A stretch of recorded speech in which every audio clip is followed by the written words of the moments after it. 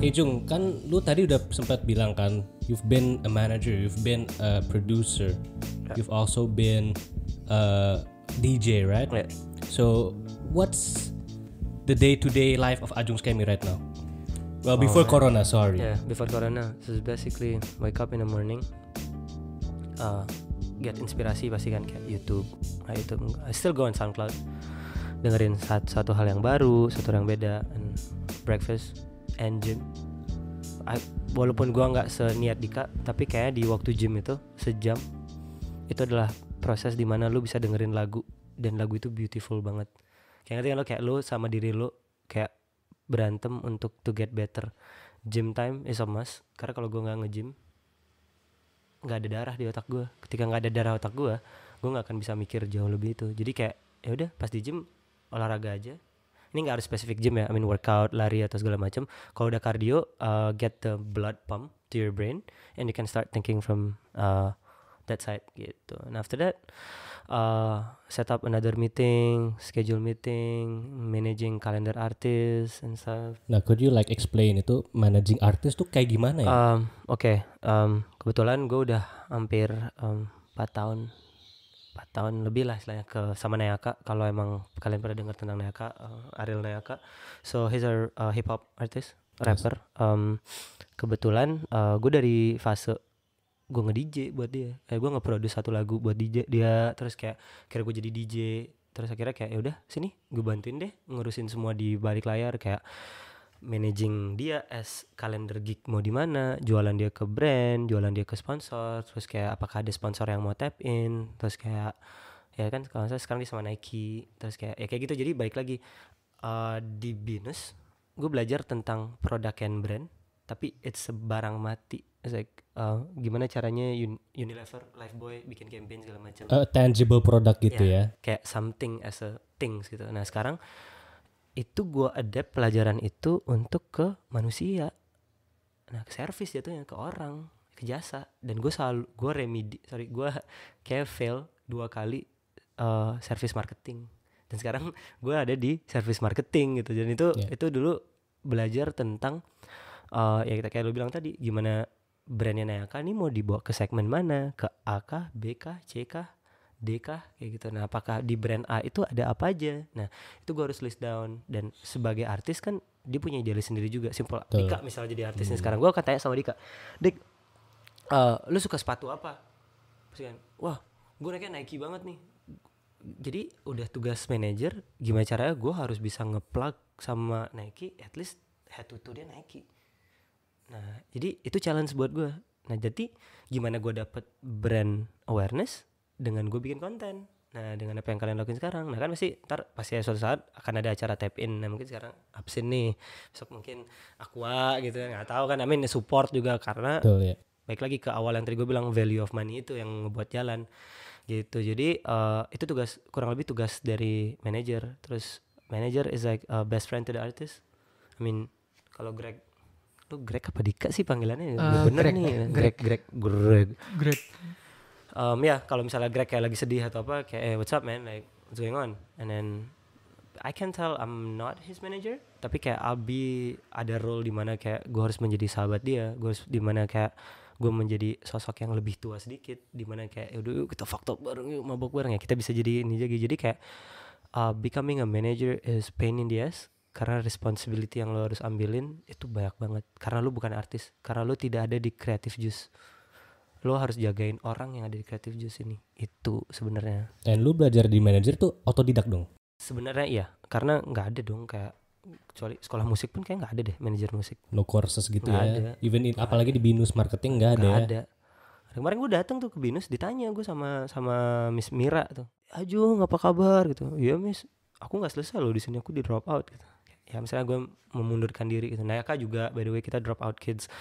Tapi jangan ditiru, maksudnya kan mungkin gue drop out bukan berarti lu semua drop out, enggak, kayak pelajaran itu semua sama, cuman caranya berbeda. Dan waktu itu gue drop out sama Nayaka drop out karena ada misi. Nah kebetulan misinya alhamdulillah asik tercapai gitu. Jadi ya gitu, jadi dia bilang Missnya bilang kayak, Jung lu ngapain sekarang? Miss, kayaknya seru nih kalau BINUS dibikin kurikulum nge-manage artis atau nge-manage apa, karena kan marketing nggak, Miss kan ngajarin saya tentang produk-produk aja.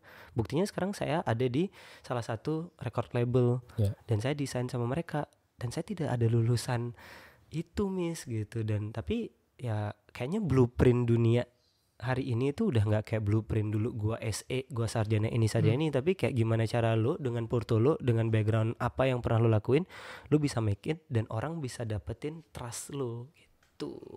Nah, lu kan pernah manage-nya di Cul-de-sac dan juga pernah manage dan sekarang ini manage dengan Arena Eka kan. Gua ada label sendiri. Nah itu kan beda banget kan. Cul-de-sac kan lebih independen. Arena Eka you have to deal with a lot of corporate entities. Sekarang ya. Nah itu perbedaannya apa ya? Bedanya adalah gue nge-manage Cul-de-sac, gue pure fun, gue bisa mabok, gue bisa chaos, gue bisa yang kayak wah party segala macem, dan semuanya bocah.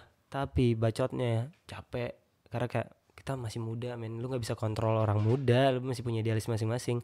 Nah mungkin itu track record gue dulu, capek ke manage lu temen lu sendiri gitu. Nah kalau Nayaka emang temen gue, tapi kita udah punya satu role yang dimana kayak nih ini kerjaan lo nih, nah ini kerja lo, kita habis kita kerja kita ganti. Ya tadi kayak gue bilang ke lu harus pinter banget tukaran topi nih, lu pakai topi sekarang kayak oh gue jadi manajer nih sekarang, gue manajernya, jadi gue harus ngambil role di mana kayak nggak lu harus gini, jamnya kayak gini, harusnya kayak gini. Nah ketika udah nggak manager time atau apa, gue harus ganti topi lagi. Hey man, I'm your best friend, what's up? Di sana kayak gue nemenin minum, nemenin ngobrol, nemenin makan. Jadi itu di sana kalian main RPG nggak? Role playing game itu the best example kalau lo gamers ya. Lo harus, dan lo nggak bisa jadi orang yang strength tapi agility lo gede, nggak bisa. Agility lo mentok, lo nggak punya strength, paham kan? Jadi kalau intelligent lo kan magician tuh misalnya kan magi gitu kan, magi intelijennya mentok, lo nggak bisa kuat dan lo nggak bisa ini. Jadi kayak lo harus good at one thing. Nayaka as a artist, dia good at making music, do the branding stuff. Nah gue mungkin I good at taking care of him. It's like a perfect combination lah gitu. Berbagi peran berarti. Berbagi peran. Kalau gue lagi kerja misalnya kayak ya artis kan kadang mabok atau apa gitu, gue bilang kayak gue ini banyak banget gue selalu marah sama dia atau nggak gue berantem sama dia, dan berantem itu selalu harus berantem itu bagus. Kenapa? Lo akan nemuin chemistry yang bagus dan lo akan mencari solusi. Tapi berantem kalau nggak ada solusi, lu buang-buang waktu. Nah, I always fight and I hate him so bad. I hate Nayaka so bad. Itu dia juga tahu gue sebenci itu sama dia. But the point is, ketika lu berantem, lu nggak nyaman, dia nggak nyaman. Lu ketemu satu titik di mana it's good for both of us, so we win, so we get better. Ya harus ada dua point of view gitu kan ya. Harus, dan itu harus men. Lu punya partner, lu harus berantem. Because contohnya ini partnership nih. Partnership pasti ada different people kan, two individuals contohnya. Kalau misalnya individu itu sama aja, ya why not just do it with one person gitu loh. Why not, sebenarnya yang partnership yang paling efektif nih, orang yang memiliki pendapatan yang very different, opposing. Ya like Ajung said, harus cari titik yang optimal for both parties gitu loh. Yep, kinda like that. Lu manage Ariel tuh udah berapa lama? Wah, man, I guess like 4 or 5 years lah. I'm helping, I mean, he also helped me a lot, and he teach we both of us like belajar bareng untuk survive lah di industri ini, di mana ya Indonesia majority dangdut kan. Terus kayak pop music. Market terbesarnya. Apalagi kita gue sama Nayaka specifically lagunya bahasa Inggris semua. Terus sekarang lu bayangin jadi manajer yang jualan bahasa Inggris, siapa yang mau beli kan? Nah makanya itu kenapa South Jakarta sekompleks itu.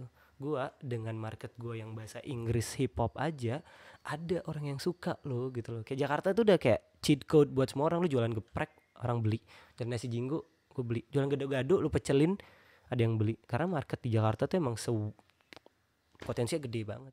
Nah Jung, jadi kan tadi kita ngomongin tentang Ariel nih ya, tentang hubungan lu sama dia lah. Perubahan apa yang lu lihat di dia sih dari 5 tahun? Oh man, a lot man. It's like seeing your little brother atau your family in a family. Lu grow up bareng-bareng, yang dulu lu main layangan, sekarang lu main biliar. Yang lu kayak di depan dulu kayak main terus kayak besoknya kibil kayak sensi gitu. Kayaknya gue lihat banyak hal banget, baik itu dari hati dia, baik itu dari cara dia mengatur semuanya, kayak bikin musik, finansial dan segala macam. Dan it was a good journey to see someone step up their game, and I fucking love it. Is he your biggest artist? I mean, yeah, I guess. I mean, I'm not saying it's biggest. Kayak, in the end of the day we gonna make it, but not today. Karena kan bikin artis nggak kayak bikin Jingo Rice langsung jadi gitu loh, kayak selesai gitu. Iya, man, it takes like forever. Simple. What's that song yang izin kan Reza? Reza Artamevia. Until today, bro, I don't know who the fuck is Reza. Sampai sekarang. Sampai akhir lagu itu viral. Sampai lagu itu kayak ini lagunya sok jauh banget yang kayak izin. You know what? Itu berapa tahun, Jo? Dari 2017, tapi gedenya 2018an. Nah iya, tapi itu lagunya lagu 2000 sebelum 2000, tapi terkenalnya 2017 pas live music lagi in lagi. Tapi itu sebelum 2000 lagu. Berapa tahun bikin si Reza ini sampai dia hit lagi. Naik lagi. That's just a long ass journey, bro. Jadi dia dulu itu Reza Artamevia adalah dia artis Ahmad Dhani juga. Dia kayak Ahmad Dhani kayak elunya, dianya tuh kayak Arielnya. Nah terus udah hilangan namanya, tapi gua nggak tahu apakah emang pengaruh live music di Jakarta Selatan ini mulai kan pasti kan live music di Jaksel kan yang memunculkan lagu si Reza Artamevia ini. Apakah mereka branding hal tersebut atau tiba-tiba muncul aja karena nggak tahu orang mungkin kangen sama lagu-lagu pop zaman dulu?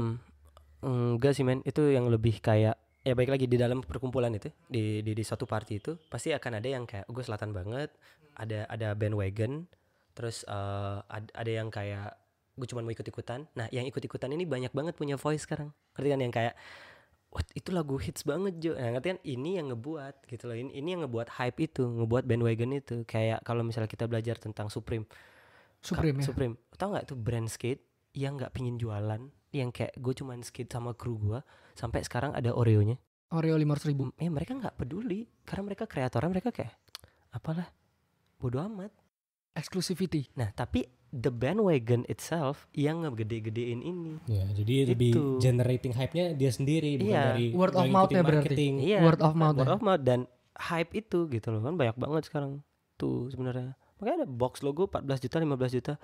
Ya karena mereka waktu Supreme bikin itu genuine, mereka suka, itu passion mereka nggak peduli ini baju akan kemana, tapi koneksi mereka sama artis, sama anak-anak, sama orang value.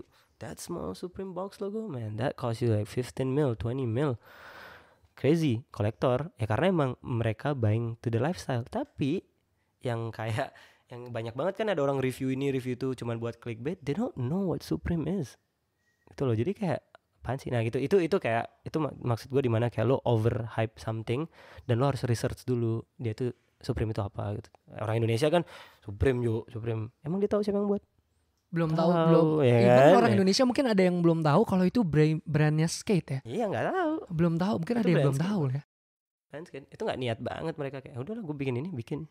Nah kalau menurut lu sendiri, khalayak lu atau crowd lu itu yang pendengar lu itu, lu tahu nggak Jung siapa aja? Iya, gue tahu karena di sini gue bilang tadi ada market segmentasi di mana kita jenuh sama musik Indonesia yang gitu-gitu aja. Nah makanya kita membuat market kita baru, ternyata rame gitu loh. Jadi ya udah. Jadi ketika lu tahu lu cuman punya 10.000 followers dan lu bisa kontrol 10.000 itu, udah man, that's life. Lu nggak harus hit 1 million. Lo gak harus hit berapa ini, yang penting lo punya circle terkecil lo, crowd terkecil lo, udah, itu udah dream bro. Jadi mending itu mainnya lebih ke engagement ya. Engagement tuh. Dan hari ini sama yang kemarin sangat berbeda dalam artian bisnis plannya tuh. Oke Jung, jadi tadi lu ngomongin tentang manage artis nih ya. Berarti yang lu manage itu kan sebenarnya gak cuma satu, ada beberapa artis lah. Dan lu punya keputusan atas karya-karya yang dibikin artis tersebut. Artis-artis ini siapa aja sih?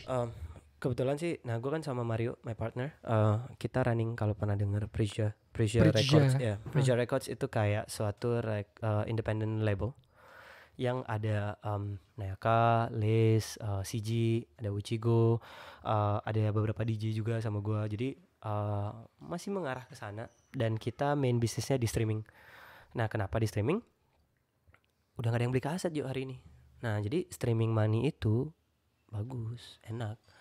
Sama lah kayak YouTube wise juga, Spotify wise. Nah Spotify itu gue gak ngerti rate-nya sama YouTube ya, karena kan gue gak main YouTube. Jadi place di Spotify ya lumayan enak. Kalau misalnya lu simple, lu dapet 1 juta listener, emang kalau itu organik dan ya nggak ada yang lain-lain, duitnya gede men, itu bisa sampai 2 digit. Spotify duitnya juga besar. Tapi gue nggak tahu podcast ya. Nah Kalau ini gue belum musik, research biar gue nggak salah ngomong. Kalau musik ya kan lo artis, royalty musik. Nah di musik itu simpel nih, gue ngomongin lo ya, nggak usah ngomongin artis gue. Lo mau jadi artis gitu misalnya, Dika bilanglah lo sendiri nih solo, lo nyanyi pop gitu, terus tiba-tiba lo dapet 1 juta plays kan, 1 juta plays itu lo harus bagi lagi dik, kayak berapa ke label lo. Nah karena label ini punya tugas untuk ngebikinin lagu lo, biaya dia recording, studio. Ini lebih ke bisnisnya kita ngobrol ya. Nah lebih ke situ dik gitu. Jadi banyak banget aspek. Jadi royalty money itu gede dik. Kan ini kita ngomongnya nggak cuma 1 tahun 2 tahun. Ini kan kita ngomongin long term kontrak. Nah sekarang yang kita bahas tadi tentang Reza, mungkin dia udah nggak bisa jualan CD, tapi gara-gara SCBD, gara-gara Senopati itu streaming dia naik lagi kan. Ya gue nggak tahu dealnya dia duitnya lari kemana gitu kan, tapi that's a huge amount of money. Kayak itu gitu. Naik banget. Bahkan kalau menurut gue ya, itu jauh lebih terkenal sama dari saat pertama kali lagunya keluar kayaknya. Nah iya, and takes berapa tahun. Nah itu kenapa gue bilang music industry sangat riskan. Dan hari ini gue mau ngambil kesimpulan gak soto ya, bisnis semuanya riskan. Yang paling menjanjikan adalah bisnis figur, bisnis sosok. Karena kalau dia sosok, ini sosok ya, nggak harus artis, sosok menginfluence, itu bisnis yang lagi hits banget di 2020, 21, 22 ke depannya. Karena figur itu mahal. Nah figur itu dibuat dari genuine. Itu sebenarnya, itu adalah bisnis. Makanya banyak buat podcast, banyak banget ngejual figur si A ngomongin apa, figur si B ngomongin apa. Baik sekarang tuh artis as a musik atau nggak dia main film, itu emang secondary support dan ngasih tahu gue tuh valid di scene karena gue tuh emang musisi.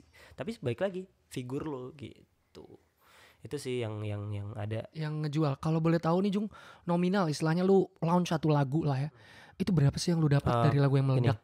Oke, kalau misalnya lu nanya tentang sistematis, bilanglah lu mau bikin lagu, lu butuh modal kan, modal rekaman. Ya kalau emang ada produser yang bikinin lu lagu, harus bayar produsernya segala macam.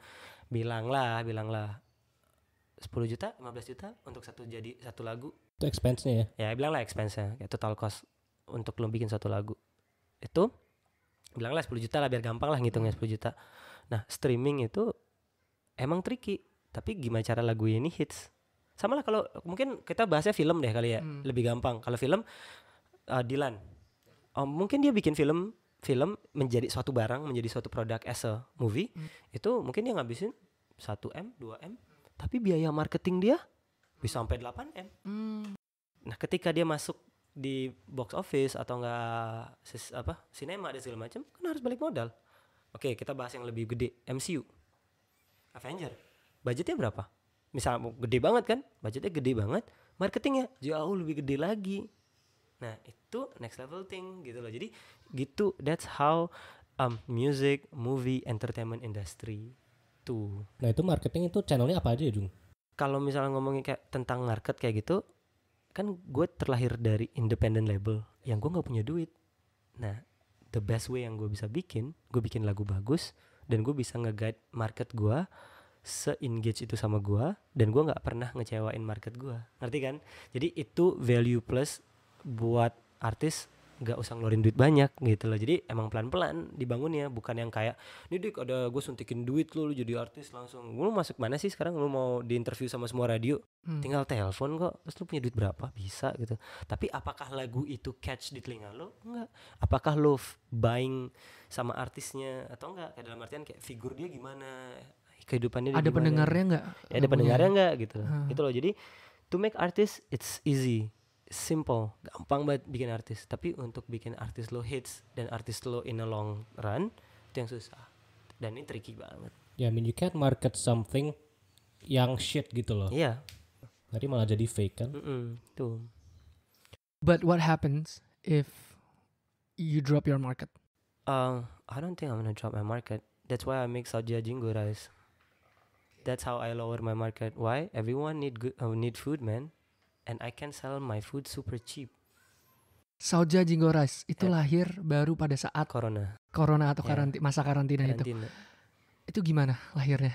Gua males ngeliat tembok. Gue punya temen namanya Fakri. Gue bilang, "Le, masak yuk." Instagram doang.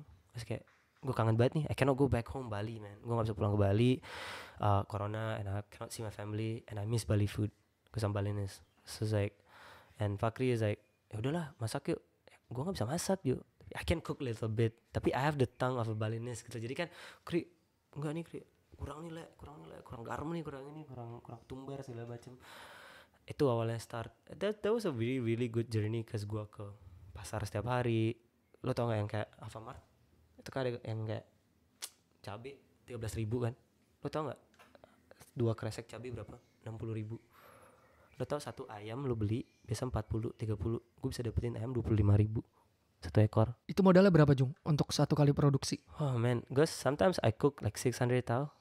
600,000 for one batch gitu. For one batch. So simple. Ya gitulah. I'm not gonna say how much money I make, but like it's a lot because it's cheap food also. Yeah, I mean shout out to Salsa Jingo rice, because in 3 weeks I've heard that you've sold like around 1,700. Yeah man, that's love. Mungkin karena baik lagi gue nggak trying ya, I guess. Karena kayak gue belajar di mana teman-teman kos kan. Kos kayak gue nggak punya duit Jo, harus McD, corona pada tutup semua. Hey man, you know what, stay at home, I cook for you. Alright, jadi tadi message lo itu tentang istilahnya tentang entrepreneurship lah ya, dan tentang South Jakarta ini gimana caranya lu menaklukkan South Jakarta dengan branding lu, dan sekarang lu bisa dikatakan entrepreneur ya? Mungkin ya, pengusaha, businessman. Lu ada pesan gak nih buat orang-orang yang gue juga pingin memulai bisnis yang South Jakarta banget gitu?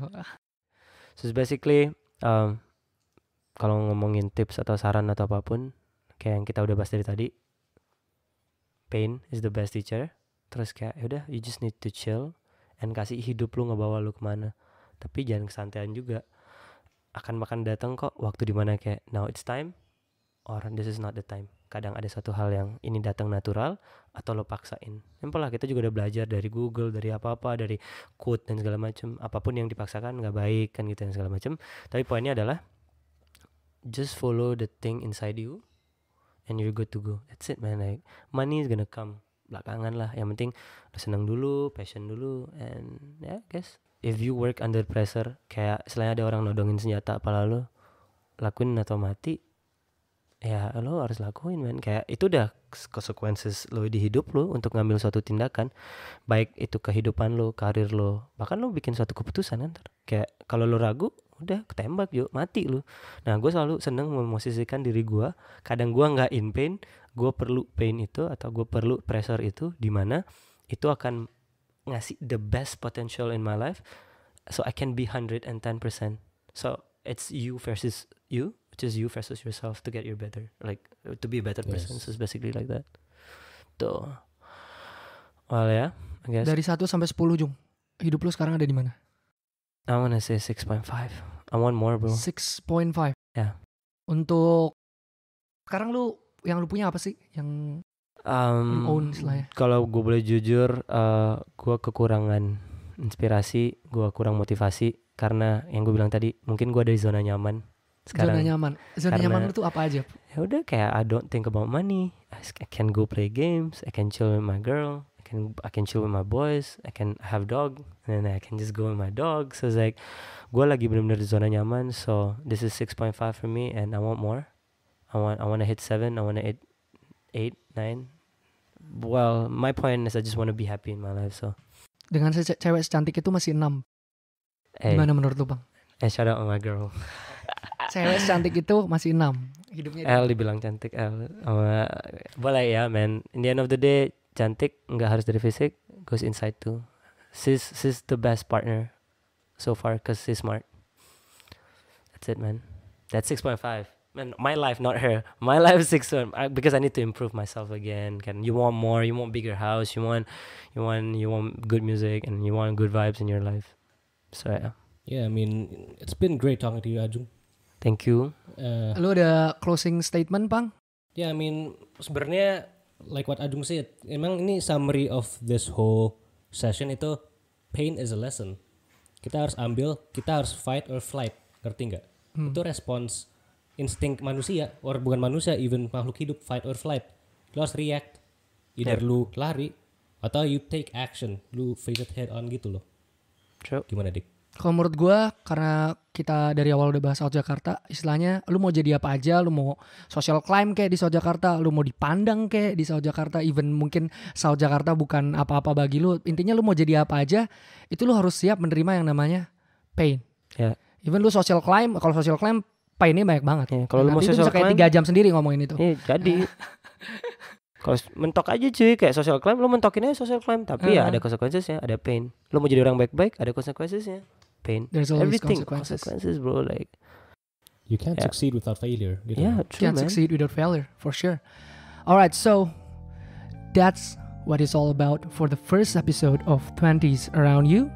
And for you guys, tolong jangan lupa di like, subscribe, and share the video please. Dan kalau ada pertanyaan lanjutan tentang yang nggak terjawab di sini tentang Ajung Skemi atau tentang gua, mungkin banyak yang penasaran sama gua, atau kalau sama lu kayak nggak banyak ya Bang, sama gua mungkin bisa komen aja. Don't assume deh, jangan asumsi deh. Jangan asumsi. Oke, siap. Buat tanya bisa komen di bawah aja ya. Oke. Yeah. Thank you for listening. It's been me, Ipang, and I am Greg, and of course our guest from South Jakarta. And see you next time. See you.